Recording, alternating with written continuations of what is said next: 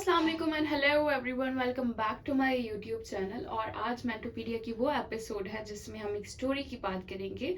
एक स्टोरी जो कि एक लड़की शालू की है। पर बेसिकली जैसे कि मैं अपनी पॉडकास्ट में बोलती हूँ कि समटाइम्स हम किसी स्टोरी के बारे में बात करेंगे, किसी पर्सनालिटी के बारे में बात करेंगे, और समटाइम्स हम सोशल इश्यूज़ के बारे में बात करेंगे। So it's today it's the episode of that story जो मैंने 2022 के एक वुमेन्स इंटरनेशनल डे की एक पब्लिश स्टोरी पढ़ी थी। सो I thought to share it with you all.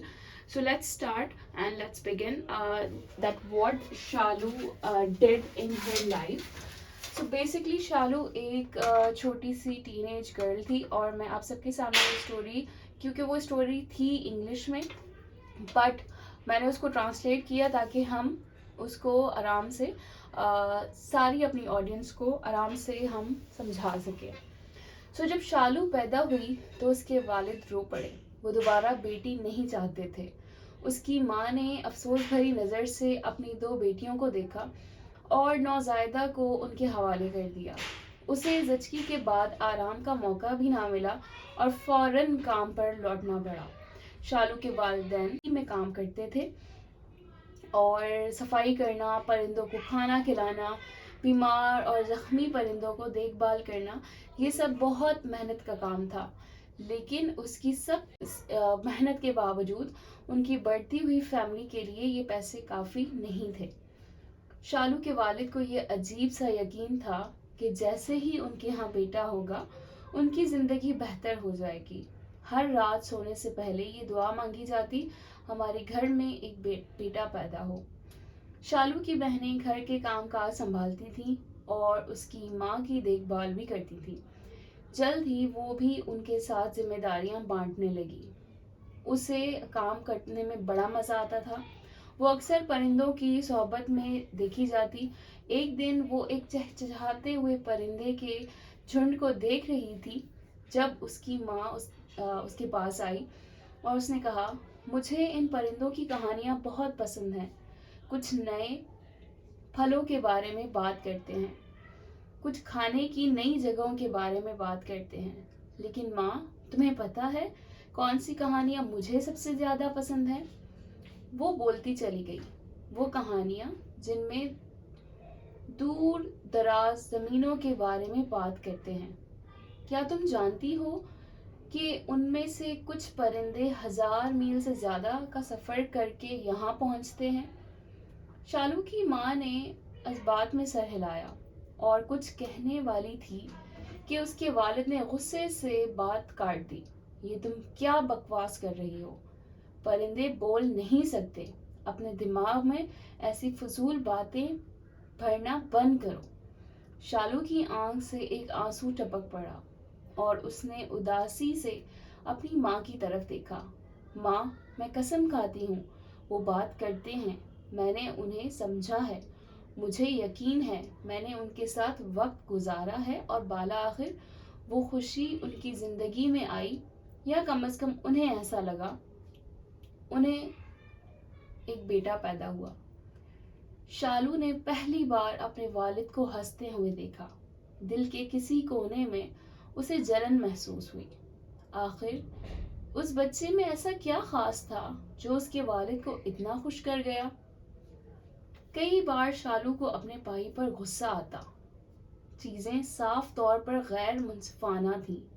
कभी कभी उसका दिल करता कि वो उसे नुकसान पहुंचाए, मगर कैसे?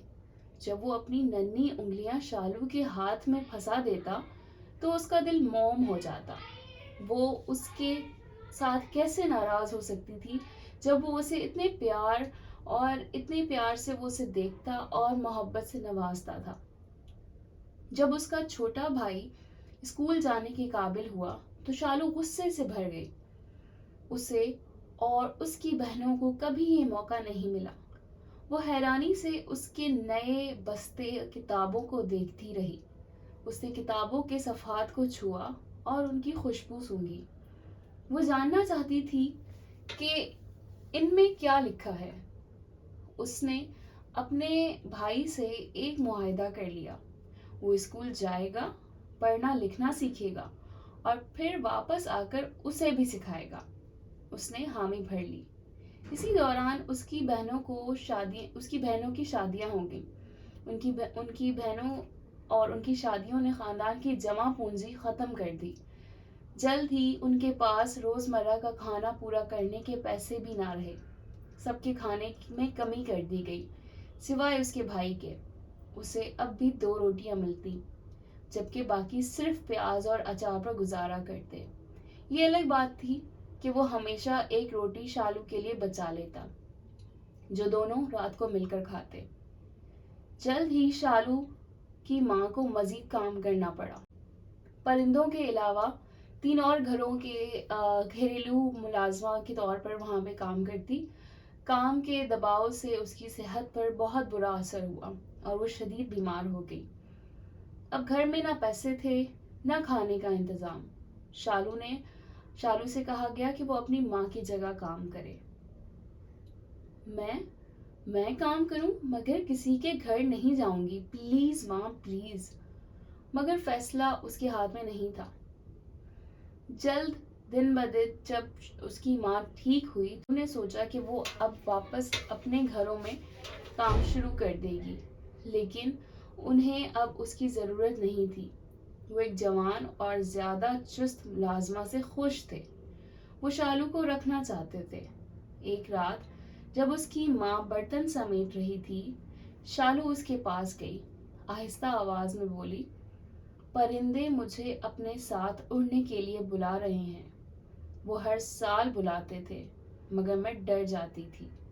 کہتے ہیں بادل اسے راستہ دکھاتے ہیں، چاند ان کے لیے گاتا ہے، ہوا انہیں سنبھالتی ہے جب ان کے پر تھک جاتے ہیں، اور جب ہر طرف اندھیرا ہوتا ہے سورج انہیں روشنی دکھاتا ہے.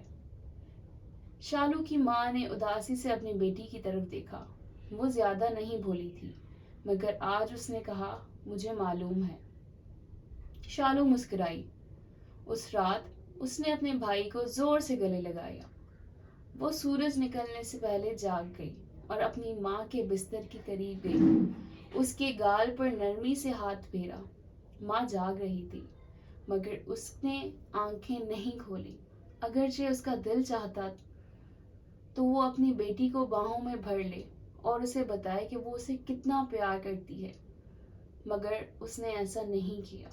اس نے اپنی تھکی ہوئی آنکھیں سختی سے بند کر لیں. جب اس نے شالو کے ہلکے قدموں کی آہٹ سنی جو اندھیرے میں کھو رہی تھی، تب بھی اس نے اپنی آنکھیں نہیں کھولیں. صبح جب روشنی پھیلی، ماں نے آنکھیں کھولی. باہر نکلی تو سورج کی کرنیں اس کی آنکھوں میں چبھ گئیں. اس نے آسمان کی طرف دیکھا. پرندوں کا ایک جھنڈ سورج کی طرف پرواز کر رہا تھا. ماں مسکرائی اور دھیرے سے بولی، اڑ جا میری بچی، آزاد ہو جا، تیرا آسمان تیرا انتظار کر رہا ہے. So اس پوری اسٹوری سے basically the writer is very creative. اس نے ایک لڑکی کی اسٹوری اور اس کے چیلنجز کو بہت کنسائزڈ وے میں بتایا، اور اس نے اس پوری اسٹوری میں اس کا پورا فیصلہ بھی سامنے رکھ دیا کہ شالو نے حالانکہ اپنا بچپن، اپنا ٹین ایج وہاں گزارا، انفیکٹ اپنی ماں کی بھی مدد کی، لیکن she always wanted to fly with the birds. یعنی کہ وہ کامیابی کے وہ راستے کھولنا چاہ رہی تھی جو اس کے لیے اس کے پیدا ہوتے ہی بند کر دیے گئے تھے. سو شالو ڈیسائیڈڈ کہ وہ اس چیلنج کو فیس کر کے آگے بڑھے گی اور اپنے لیے اپنا راستہ خود چنے گی. تو شالو نے اپنا گھر چھوڑ دیا اور کہیں نہ کہیں اس نے اپنی ماں کو یہ بتایا، اور اس کی ماں جو کہ اس پوری کہانی کا ایک مین کیریکٹر تھی، جس نے ایک جنریشن کو پیدا کیا، اس کو پالا بہت مشکلوں سے، بہت ہارڈشپس فیس کر کے، اپنی انرجی سے زیادہ کام کر کے، اور اس کے بعد جب اس کو لگا کہ وہ اپنی بیٹی کو اتنا پرووائڈ نہیں کر سکتی اور اس کی بیٹی کے خواب، اس کے مقاصد کچھ اور ہیں، وہ آگے بڑھنا چاہتی ہے، تو شاید شالو کو اس نے اسی لیے بھی جانے دیا ہوگا کہ اگر وہ خود وہ زندگی نہیں گزار سکی تو وہ اپنی بیٹی کو تو وہ کرنے دے جو وہ کرنا چاہتی ہے. سو اس اسٹوری سے ہم سب کی لائف ریلیٹ کرتی ہے ان اے وے کہ ہم سب بہت زیادہ مشکلات سوسائٹی کے طور پر بھی فیس کرتے ہیں. سوسائٹی نے ہمارے اوپر کافی ایسے اسٹیریو ٹائپس ہمارے ساتھ جوڑ دیے ہیں کہ لڑکیاں یہ نہیں کر سکتی, لڑکیاں یہ نہیں کر سکتی, لڑکیاں اس کریٹو فیلڈ میں نہیں جا سکتی, یا لڑکیوں کے لیے تو یہی راستہ ہے اور یہی آسان راستہ ان کا ایک کمفرٹ زون ہے. So I'll be back with another episode, with another story or another interesting topic جو ہم دوبارہ سے ڈسکس کریں یا آپ سب کو بتائیں. Thank you.